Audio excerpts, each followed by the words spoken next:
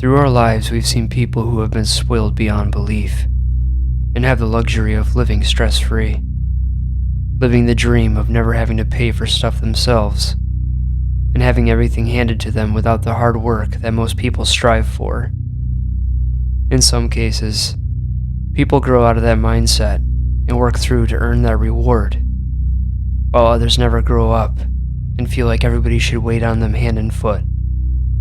As I researched this case, I was truly appalled with the outcome and the mindset of this individual. When this entitled punk didn't get his way, he decided to take matters into his own hands. The lengths he went to not only kill the individuals involved, but to make sure that they were wiped completely from existence. It's like an actual horror movie, and the details will shock you. This is the despicable case of Joel Guy Jr. The setting takes place on 11,434 Golden View Lane in Knoxville, Tennessee, in the year 2016. 61-year-old Joel Guy Sr. was looking to retire from his job as a pipeline engineering designer and wanted his wife to be able to retire with him. His wife, 55-year-old Lisa Guy, worked as a human resources administrator for Jacobs Engineering in Oak Ridge. Joel Guy Sr. was looking to the future and crunched numbers to work out a budget that would give them a relatively decent retirement. They had sold their house and were planning to move into Guy Sr.'s recently deceased mother's house in Burgonsville, Tennessee. Joel Guy Sr. had 3 daughters from a previous marriage, Angela, Michelle, and Shandice. Together, Lisa and Joel Sr. had a son together as well, Joel Guy Jr., who lived with them. 28 years old at the time, Joel Guy Jr. never worked a job in his life and had everything paid for and taken care of by his parents. Lisa would go to work to have her paychecks go to Joel Jr. in the form of an allowance, some might say. While Joel Sr. and Lisa were crunching numbers, they decided that in order for retirement to work, that Joel Jr. would have to be able to financially support himself when they left in December of 2016. With the plan set in motion, Joel Sr. and Lisa approached Joel Jr. with their plans on October 28, 2016. Police Department, Sheriff's Office! It is now November, and all 3 daughters with their families show up for Thanksgiving Day at the Guy's house. Joel Guy Jr. was attending the Louisiana State University in Baton Rouge, Louisiana at the time, so it was a surprise to all of them when Joel showed up to the get-together as well. Joel Jr. was someone who would lock himself in his room at all times throughout the day. His family rarely saw him, and he pretty much kept to himself. His sister even stated that she even wondered if Joel Jr. knew her kids' names, because he rarely came out of his room and spent time with them. So they're all shocked to see him arrive on that cold, foggy Thanksgiving Day. With all the family together for the holiday, Joel Guy Sr. and Lisa discussed their plans with the whole family while enjoying Thanksgiving dinner. They brought up retirement and the plan to discontinue financial support to Joel Jr. with the whole family. The family were very supportive of their plan to retire, and the day went on seemingly well, with Joel Guy Jr. even spending time with the family. They even talked about how excited they were for the family Christmas get-together they were going to have the following month. The daughters left on Friday the 25th, and Joel decided to stay with his parents just a little longer before leaving on Sunday the 27th to head back down to Baton Rouge. On Monday, November 28th, things would take a very dark and disturbing turn. Lisa failed to show up to work, and her boss became nervous, since it was out of Lisa's character to not just show up. She was always good about maintaining contact if things came up too. She made a few calls, but unfortunately got no response from Lisa. With it getting later into the day, her boss called for a welfare check and to make sure Lisa was okay at home. Officers arrived at the house, and everything looked seemingly normal, with a for sale sign in the front, vehicles being in the driveway, and a light being on in the foyer. The officers walked up to the front door. They knocked and rang the doorbell, to no response from anyone.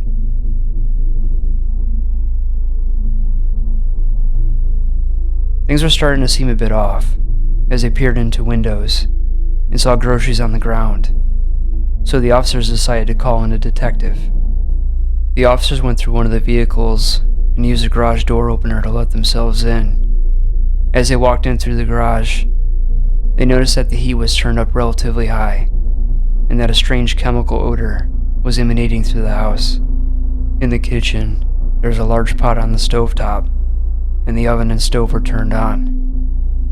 On the dining room floor, there were towels, bleach, and plastic bags.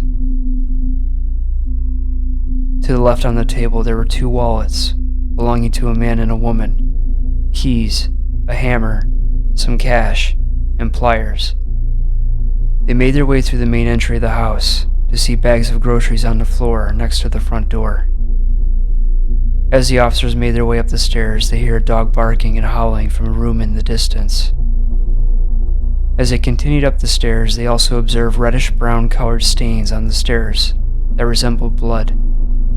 The officers observed clothing that was cut up, a pair of bloody scissors, and a bloody knife next to the garments. Blood was sprayed across the walls and carpets as they approached the top of the stairs where a door was open wide. The officers from there could see a Bowflex workout machine knocked over and with what looked like human hands laying on the floor. Hands that weren't attached to a body. The officers then made their way to the master bedroom, where they saw bags and other various objects scattered across the ground. On top of that, they noticed that the chemical smell was getting more pungent, along with another strange smell lingering in the air as well.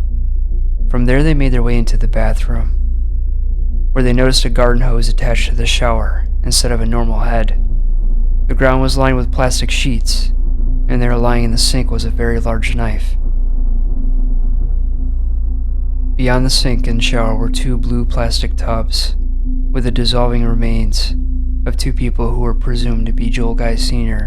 and Lisa Guy.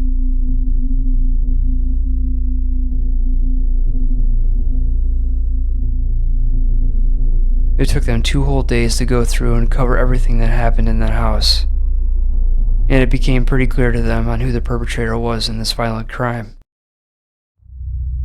It was Joel Guy Sr. who was attacked first, around the late morning time on Saturday, November 26th in the workout room.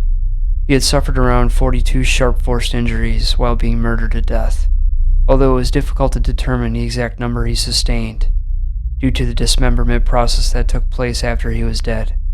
34 cuts on his back determined that he suffered through them while being alive.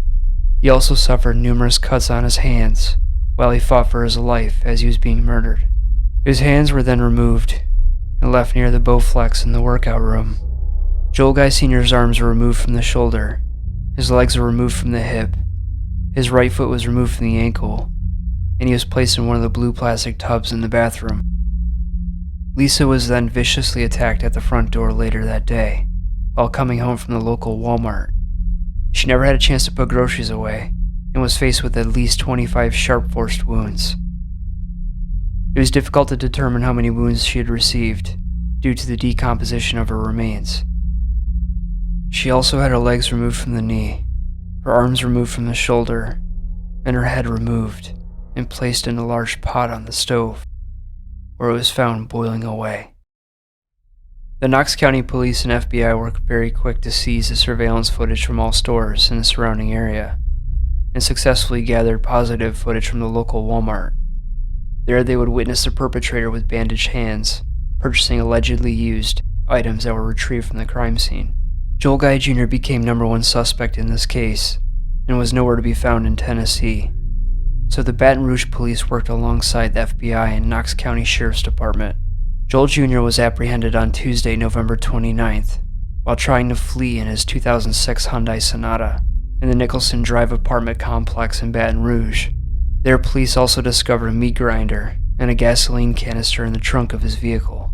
Joel Guy Jr. left the scene of the crime to head back down to Baton Rouge to get his hands looked at from medical professionals away from Knoxville, in hopes that he wouldn't raise suspicion. Judging from the bleach and other supplies in the guy's home, he originally planned on cleaning up after himself, but after completely annihilating his parents, made a hasty decision to get looked at first. Little did he know that people who actually cared about his parents would thwart his plan in the process. The authorities returned Joel Guy Jr. back to Knoxville, where he awaited trial for the premeditated murder of his parents. His defense didn't hold up at all, due to the poor arguments from defense lawyers and a backpack left at the crime scene. They had a notebook with a detailed 5-page manifesto of his plan in it. The notebook was deemed the Book of Premeditation. The contents in the notebook revealed the reasoning behind the gruesome murders, and why this self-entitled excuse of a human carried out his plans. Let's go through some of this manifesto. Get killing knives. Quiet. Multiple to make small pieces. Get sledgehammer. Crush bones. Bring blender and food grinder. Grind meat. Get bleach. Denature proteins. Get plastic bin for denaturation process. Does not matter where they're killed. Just get rid of bloody spots to prevent evidence of time of death, not the mattress or couches. Get rid of bodies inside house.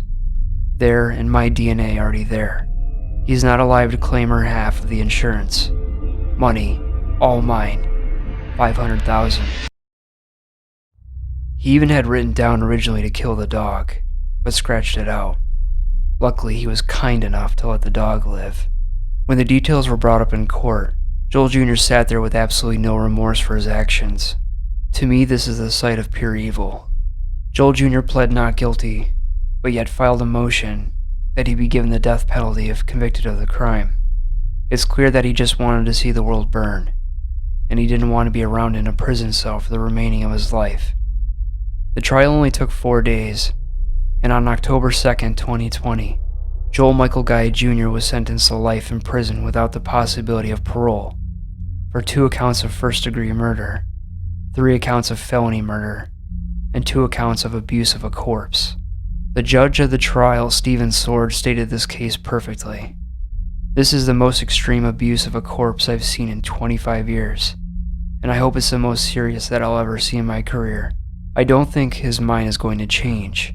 Quite frankly, I think if it was 300 years, it wouldn't be sufficient. I don't see potential for rehabilitation of Mr. Guy. I was watching him during the trial, and he showed absolutely no remorse or despair over at seeing what he had done.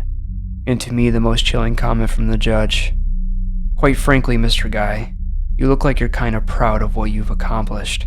I feel for the survivors of the Guy parents." The sisters of Joel Guy Jr. were absolutely devastated in court the days of the trial.